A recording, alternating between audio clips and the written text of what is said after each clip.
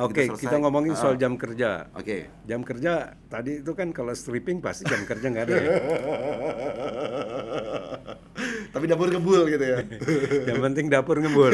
Ngebul. Dan kan persoalan sikap. Kalau persoalan kompetensi itu bukan soal baik buat pekerja, tapi juga baik buat perusahaan. Karena dia akan meng-hire seseorang sesuai dengan kompetensinya.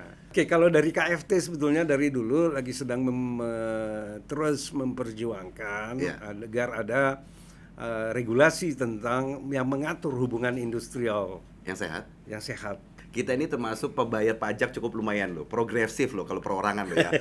Tapi pada saat terjadi kecelakaan di lokasi syuting, sekarang yang jalan bukan BPJS Ketenagakerjaan tapi kerdus Indomie yang berjalan. Pengalamannya Rizal di sebagai pemain film action kan retak tulang pernah, jatuh dari kuda pernah. Itu ditanggung oleh kerdus Indomie, Mas.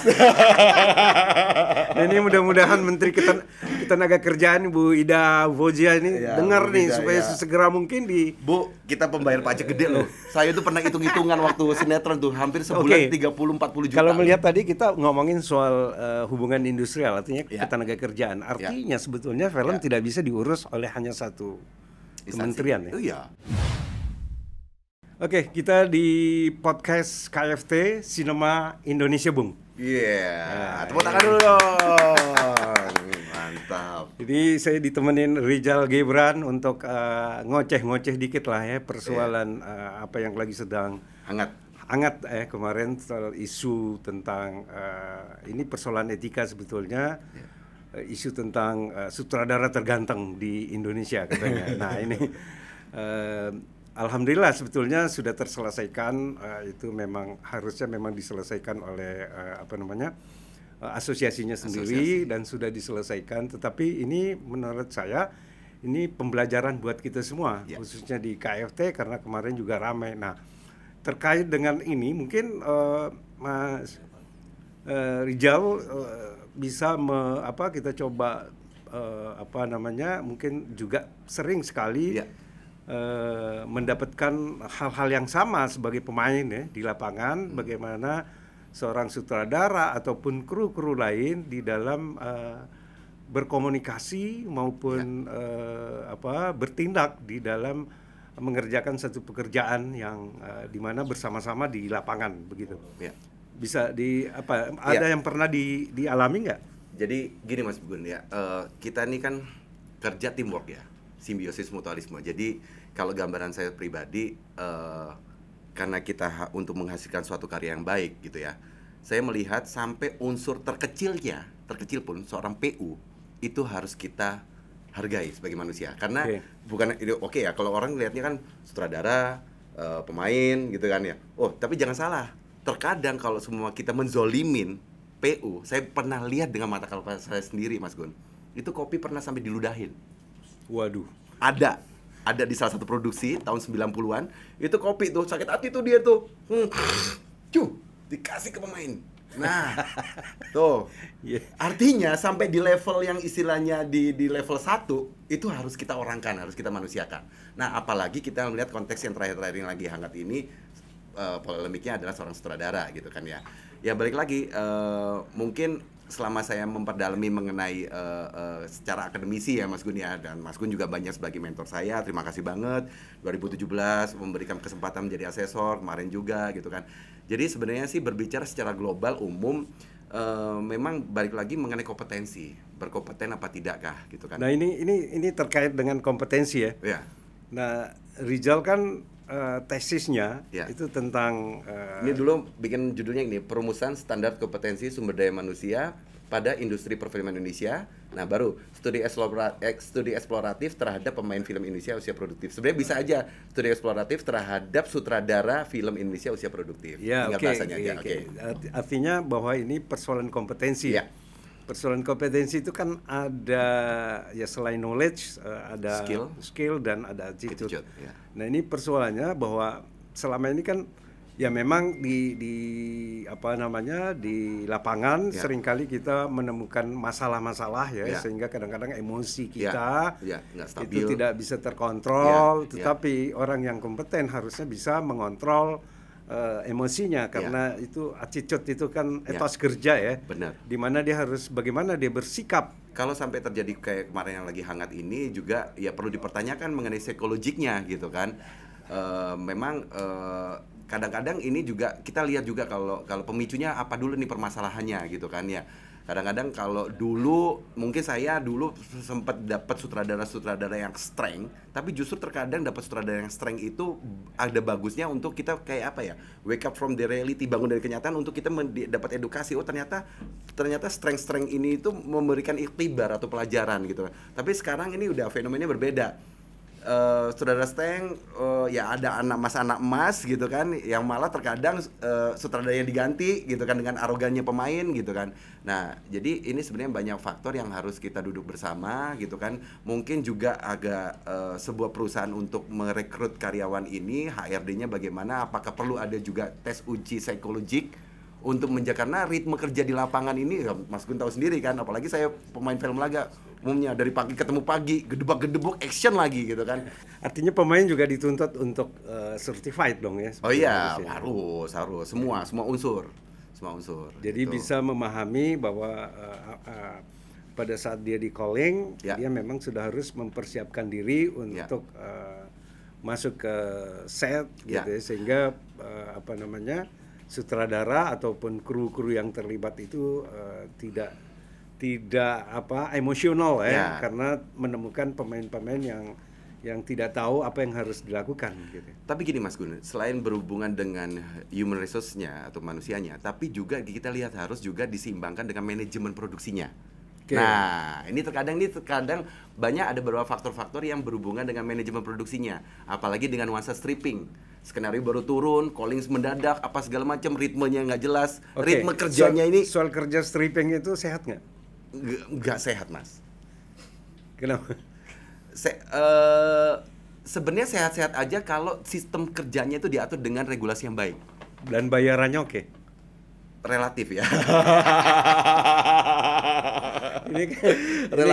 Ini kan yang terjadi kerja stripping itu sebetulnya kan kerjanya dituntut cepat ya, tetapi imbalannya kecil ya. Relatif sih, kalau semua dia main perkalian kan agak lumayan Mas. Lumayan gitu, main perkalian. Tapi ya gitu ritme kerjanya itu. Jadi kadang-kadang ya memang harus diseimbangkan dengan manajemennya. Skenario turunnya harus benar. Kadang-kadang kita udah di set, udah lagi mengadegan kan, direvisi lagi. Nah itu banyak faktor sih yang mempengaruhi iklim di lokasi syuting ini yang membuat terkadang konsistensi dari emosi ini nggak stabil gitu. Akhirnya terjadilah percikan-percikan api gitu kan. Mas Gun pernah tahu nggak syuting stripping tapi bahasanya live? Oh ya, sering. Saya ini kemarin live Mas Gun, stripping live. Jadi syuting jam 5 sore, tayang jam 9. Jadi kalau dulu kan masih antar kaset, ini udah pakai satelit nih, kirim langsung ke studio sana itu. Live. Waduh, kita kalau udah dapat callingan live nih, live. Waduh. Oke, saya mau tanya. Oke. Dengan cara kerja seperti itu, apakah mungkin untuk bisa menghasilkan suatu hasil yang baik? Tidak. Karena kalau saya lihat sudah agak banyak keluar dari pakem-pakem standarisasi sinematografi. Menguntungkan atau memang perlu dirubah? Zaman dulu di era-era tahun 90 belum ada Tuhannya rating sama sharing, kita syuting aman, tenang, dan penonton juga tersajikan dengan sinematografi yang baik gitu kan ya. Karena sekarang ini kejar-kejaran bagaimana rating dan sharingnya, ini Tuhannya. Nah ini kadang-kadang yang akhirnya gerudak-geruduk gitu kan. Ya ini yang mungkin ya gak tahu. Oke, itu terjadi di TV ya? Ya TV. Di film layar lebar ya. Sebetulnya kalau kita ngomong soal film ataupun apa itu sebetulnya ya audiovisual ya. Ya, audiovisual. Apakah itu nanti tayangnya di TV kan cara kerjanya tetap sama ya. Cuman mungkin manajemen pola sistemnya yang berbeda ya. Benar. Nah, kalau di film mungkin agak sedikit berbeda karena kalau film kan lebih terkonsep semuanya, Mas. Ya, tapi kan TV juga harusnya bisa terkonsep dong. Yes. Harusnya. Kan kerjanya sama sebetulnya. Iya, tapi kan sampai ada julukan live itu. Ya mungkin live karena persoalan investasi kali ya. Iya. Karena investasi untuk satu tayangan aja kan cukup besar gitu. Ya. Tiba-tiba ratingnya ini nggak bagus, cut langsung ya kayak gitu-gitu ya. Ya itu kebijakan ininya ya. Konsekuensi satu bisnis ya. Karena memang ini perputarannya cepat sekali, gitu, sehingga membutuhkan waktu yang cukup juga gitu ya. Kemungkinannya bisa nggak kita perbaiki itu? Harus bisa dong Mas. Bisa, harus bisa, karena mungkin saya berangkat dari sedikit pengalaman. Saya pernah syuting di Surya TV Singapura sama TV3 tahun 2004-2005. Wah, itu rapi banget di sana. Nah, ini yang harus memperbaiki siapa? Kita sebagai kru? Seluruh elemen, Mas. Seluruh elemen. Dari elemen terbawah atau sampai hanya produser sampai elemen teratas yang menentukan kebijakan mengenai industri ekonomi kita ini. Ya kalau bisa ya ini kan berhubungan dengan industri kreatif, ya adanya di Ekraf ya harus juga turun tangan. Medianya, artinya Kominfo, perlu ada keterlibatan semua pihak, pemerintah gitu ya. Sangat bahkan sampai Komisi 10. Perlu ada regulasi nggak? Harus ada regulasi, karena saya 2-3 kali syuting di luar itu rapi, Mas. Kita dijemput jam 8 pagi, dijemput jam berapa kita selesai. Kita ngomongin soal jam kerja. Oke. Jam kerja tadi itu kan kalau stripping pasti jam kerja nggak ada ya. Tapi dapur ngebul gitu ya. Yang penting dapur ngebul. ngebul. Ini kan persoalan sikap. Ya. Persoalan sikap gitu. Nah, kalau ataupun ada regulasinya. Itu seperti apa mungkin yang apakah itu, karena seperti gini, regulasi tentang kompetensi kan sudah ada, sudah cukup lengkap gitu ya, artinya tinggal dijalankan. Tapi itu kan juga sampai sekarang belum kita belum punya cukup kesadaran baik sebagai pekerja itu bahwa itu sebetulnya bagus buat kita sebagai pekerja. Nah, sebetulnya tidak hanya sebagai pekerja yang bagus, tetapi juga buat produser juga bagus. Dan kita bisa bersaing secara internasional. Ya bukan ya kita nasional aja sebetulnya cukup bagus. Artinya sekarang kan sistem rekrutmen kita itu seringkali kita ingin mau berproduksi terus kita mencari kru susahnya setengah mati. Padahal juga banyak yang nganggur gitu ya. Karena sistem rekrutmen kita itu lebih kepada rekomendasi. Nah, ini bagaimana itu? Apa ini menurut Rijal rekomendasi ABS ya, asal Bapak senang ya? Itu artinya kan artinya itu yang tadi yang saya bilang bahwa tidak, kalau persoalan kompetensi itu bukan soal baik buat pekerja tapi juga baik buat perusahaan. Karena dia akan meng-hire seseorang sesuai dengan kompetensinya. Sekarang pertanyaannya gini Mas Gun. Mas Gun kan memang selain senior di dunia industri perfilman ini, apalagi Mas Gun sudah selamat sekali lagi sebagai ketua BPI. Nah, kan Mas Gun sudah membaca. Ya, saya sekarang ngobrol sebagai ketua KFT. Oh, KFT, oke. Nah, rekomendasi tadi kata-kata Mas Gun ya nggak? Rekomendasi. Nah, sekarang ini pertanyaannya, siapakah yang merekomendasikan? Terkadang kan yang merekomendasikan hanya kelompok-kelompok tertentu. Belum karena temen gua. Iya. Jadi gua rekomendasikan dia lagi kosong. Artinya kan harus ada suatu rekomendasi dari institusi, bukan institusi, dari asosiasi nih. Ya ini yang berkontabel seperti ini. Perlu nggak kalau gitu yang namanya talent agent perlu. Di Amerika begitu, Mas. Yang nantinya akan mengatur. Nanti akan berhubungan dengan kode etik. Nah, itu artinya dia yang mengatur, karena kadang-kadang kan kita suka sungkan ya. Pada saat kita mau melakukan negosiasi, baik honor maupun hak-hak dan kewajiban kita itu seringkali kita sungkan gitu ya. Ya biasa gitu ya, takut tidak di calling, takut apa segala macam. Terus apalagi kalau yang merekomendasikan adalah orang yang sangat kita hormati. Ya. Tapi jatuhnya kan perorangan, bukan secara profesionalisme. Tapi kalau semua KFT ini merekomendasikan, punya listnya nih.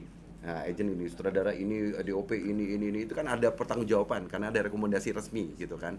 Jadi bukan kelompok-kelompok asal Bapak senang aja. Ini dekat pakai ini aja walaupun portfolionya dia bagus gitu kan. Tapi saya mengharapkan ada suatu rekomendasi yang dipegang oleh suatu asosiasi yang bisa mempertanggungjawabkan rekomendasi itu. Itu lebih sebetulnya mungkin Mas. Talent agency ya. Talent agency karena dia bisa menjembatani ya.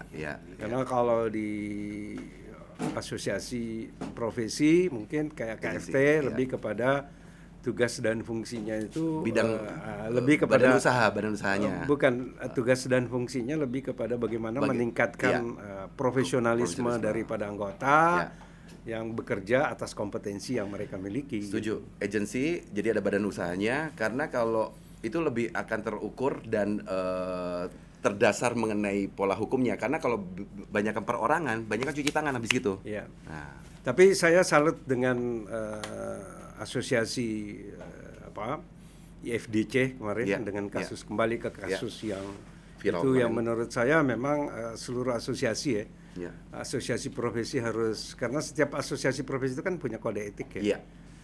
Sehingga mengambil satu tindakan artinya memutuskan terhadap anggotanya yang nakal, melanggar kode etik. Gitu. Itu saya salut saya ucapkan salut, saya apresiasi. KFT juga sebetulnya sudah melakukan hal yang seperti itu. Ada 2 ketua umum KFT yang sebelumnya itu dipecat dari KFT karena nggak punya etika. Gitu.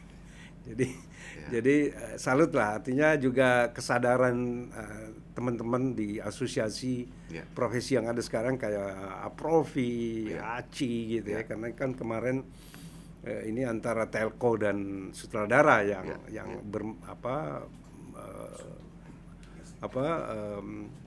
saling bersitegang ya, karena banyak sih Mas Gun. Kalau saya sedikit cerita pengalaman dulu, saya nggak perlu sebutin sutradara siapa, dan udah ada yang meninggal juga ya.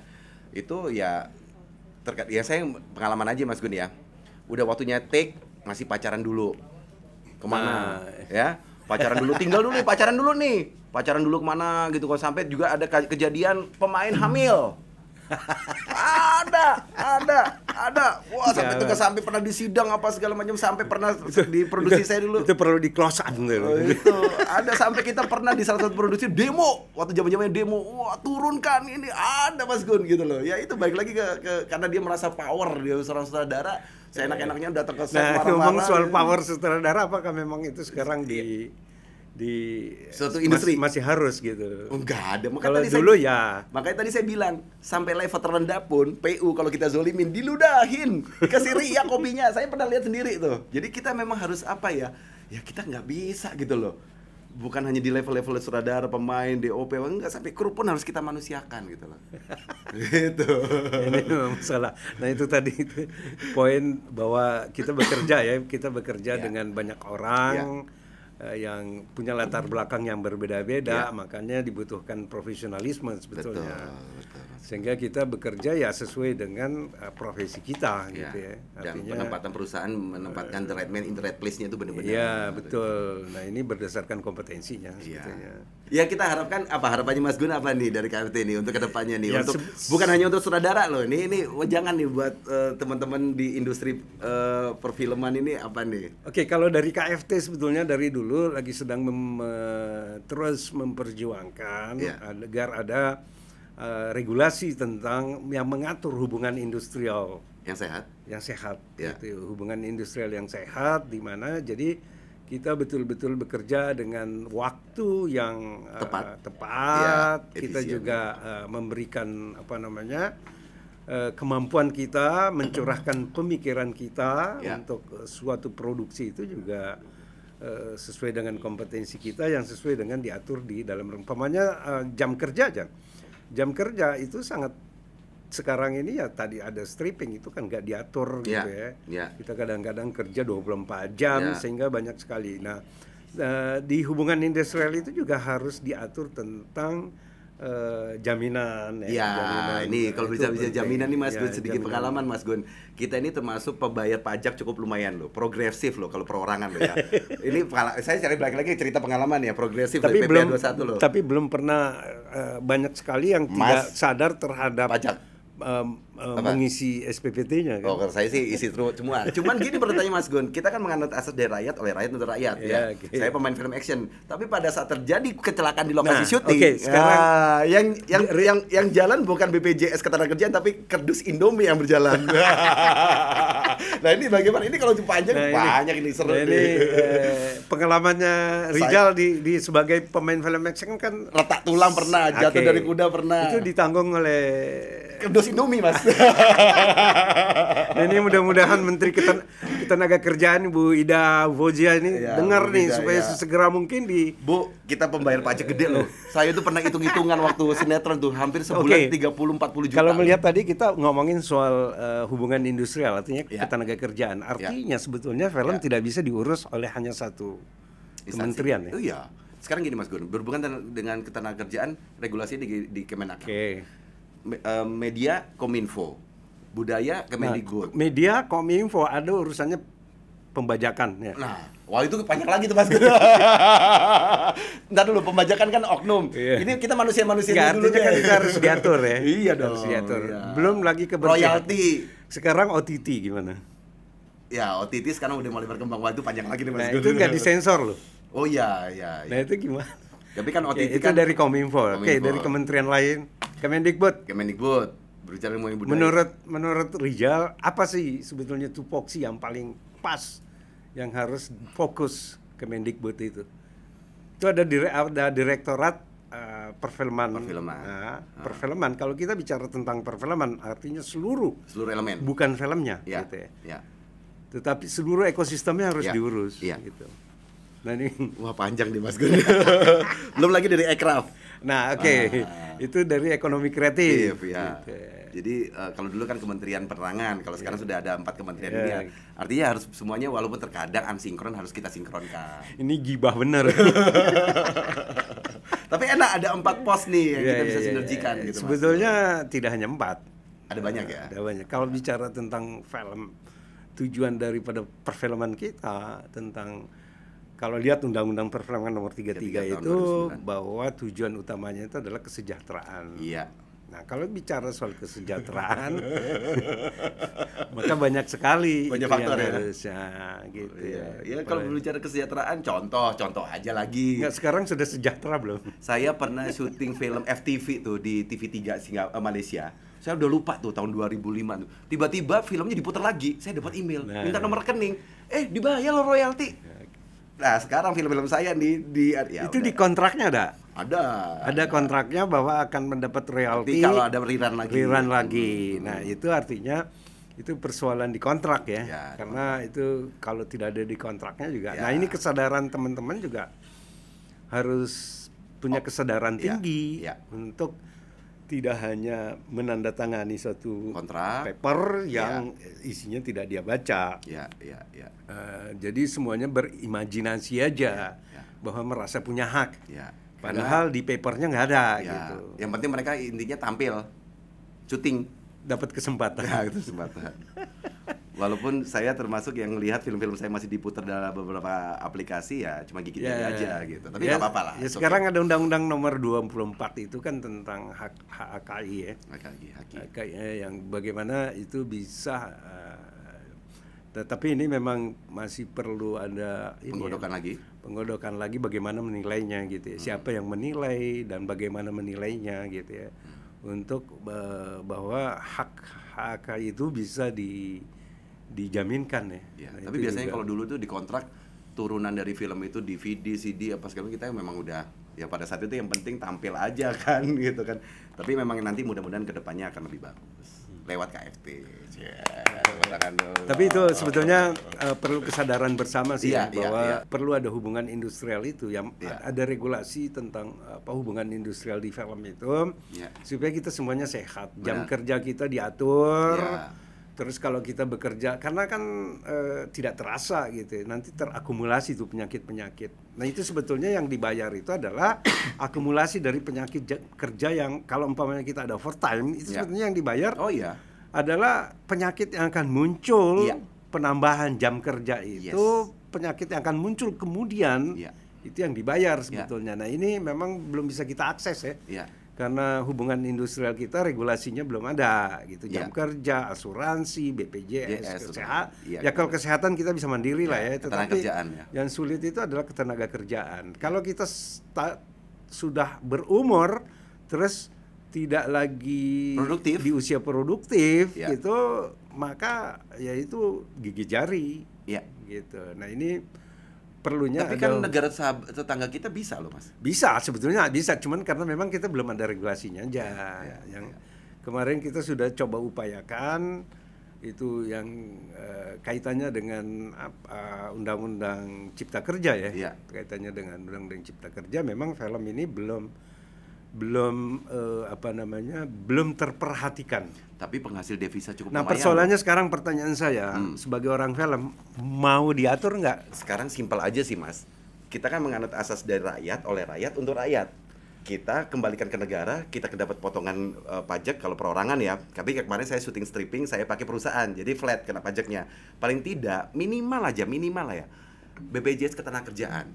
Artinya mau diatur dong. Ya paling tidak harus kan banyak nih sekarang kemarin tuh orang film tuh nggak perlu kita diatur-atur gitu. Ya tapi kalau semua sakit terjadi bencana apa segala macam kita bayar pajak, ya itu hanya orang-orang yang mohon maaf ya. Nggak mau diatur tapi nuntutnya banyak. Gitu. Nuntut banyak, iya. Nanti perusahaan ya sebenarnya bisa kan korelasinya dengan Kementerian Kesehatan untuk ini kan bisa gitu loh. Kita bayar pajak loh, kita motong pajak loh. Devisanya cukup gede. Nah, sekarang saya justru mau nanya Mas Gun nih, dengan fenomena yang kemarin ini, kedepannya kira-kira bagaimana Mas? Industri kita ini, atmosfer kita ini. Ya satu sebetulnya ya kalau saya melihat gitu dari sisi KFT. KFT itu ya sudah harus ada, makanya kalau KFT itu namanya Persatuan Karyawan ya. Kan mulai dari sutradara sampai ke unit manager paling bawah itu ada di KFT. Nah ini yang perlu diatur, gitu. Perlu ada memang regulasi tentang hubungan industrial itu, gitu ya. Kembali lagi saya selalu menekankan hubungan industrial kalau mau sehat. Ya, bukan komisi Satu bahwa kita sebagai pekerja itu betul-betul dilindungi hak-hak kita. Terus kita juga akan memberikan kewajiban kita. Begitupun juga produsernya gitu. Dia akan mendapatkan haknya sesuai dengan bayaran yang diberikan kepada kita sebagai pekerja. Dan dia juga harus memenuhi kewajibannya. Itu yang harus pertama kali dilakukan menurut saya. Hubungan industrial ini penting, bukan bahwa kita mau ngebandel, bukan, tetapi supaya kita tahu apa sih hak kita, apa kewajiban kita, baik pekerja maupun produser. Jangan sampai produser juga membayar orang yang tidak pantas dia bayar. Itu juga sering terjadi. Banyak produser yang mengeluh gitu kan.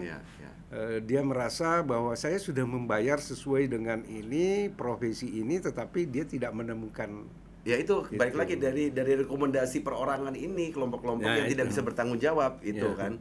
Ya sistem manajemennya ya. Sistem rekomendasinya itu dari teman ke teman sehingga tidak objektif ya. Kita sering banyak produser yang mengeluh pada saya bahwa dia sering sekali beli kucing dalam karung. Itu istilah mereka gitu ya.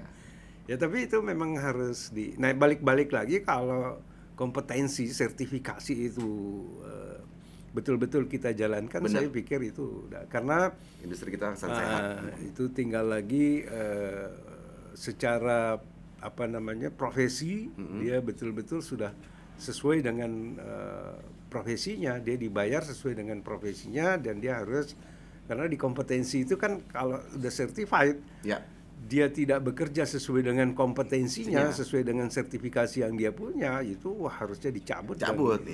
Atau mungkin dapat SP dulu atau gimana bisa itu harusnya dicabut. Begitupun juga ada regulasinya juga sebetulnya bahwa perusahaan yang tidak mempekerjakan orang yang tidak certified maka akan dapat teguran, dan teguran yang ketiga kalinya itu dia akan dicabut izin. Tapi aware dari perusahaan-perusahaan atau PH-PH atau produser-produser ini sudah cukup aware nggak Mas terhadap ini Mas? Jadi mungkin dengan fenomena kemarin ini ada suatu pembelajaran yang mudah-mudahan bisa mereformasi sistem manajemen ini untuk agar lebih sehat lagi tentunya. Ya sebetulnya sih menurut saya ya kita harus memperlihatkan sikap kita, gitu itu. Nah itu yang terjadi sebetulnya, kembali lagi ke isu yang tadi pertama kali kita omongin bahwa ada sutradara yang bersikap seperti itu. Itu saya berani menyatakan bahwa karena dia tidak certified. Gitu sebagai sutradara gitu. Kalau dia certified sebagai sutradara maka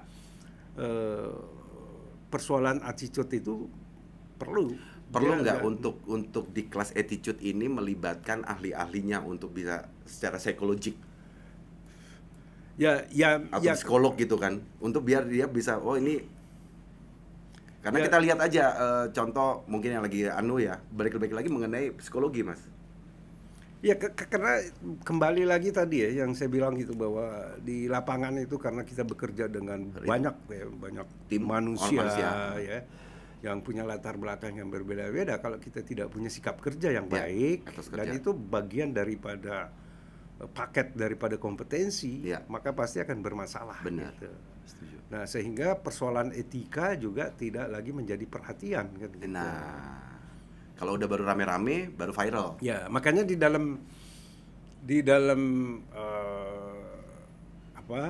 skema maupun di semua profesi itu ada 2 kompetensi, unit kompetensi yang harus diselesaikan, yaitu K3 ya. K3 ya. Kalau sampai menggampar itu persoalan K3.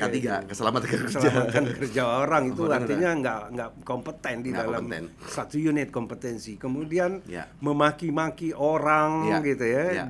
Bukan pada tempatnya, itu persoalan etika profesi.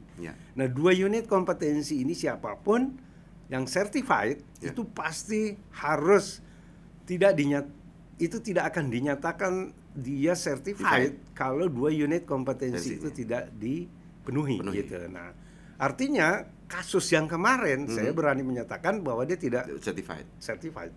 Karena 2 persoalan itu sudah dilanggar. Karena itu 2 unit itu harus seluruh pekerja film yang memiliki sertifikasi yang sudah disertifikasi itu harus memenuhi 2 unit kompetensi itu. Kurang lebih begitu. Waduh. Oke, ini saya pikir cukup. Mudah-mudahan ini bermanfaat buat kita semua. Belum lagi masalah tadi ya pajak lah apa itu nanti. Kita ngobrol lagi, ngegibah lagi.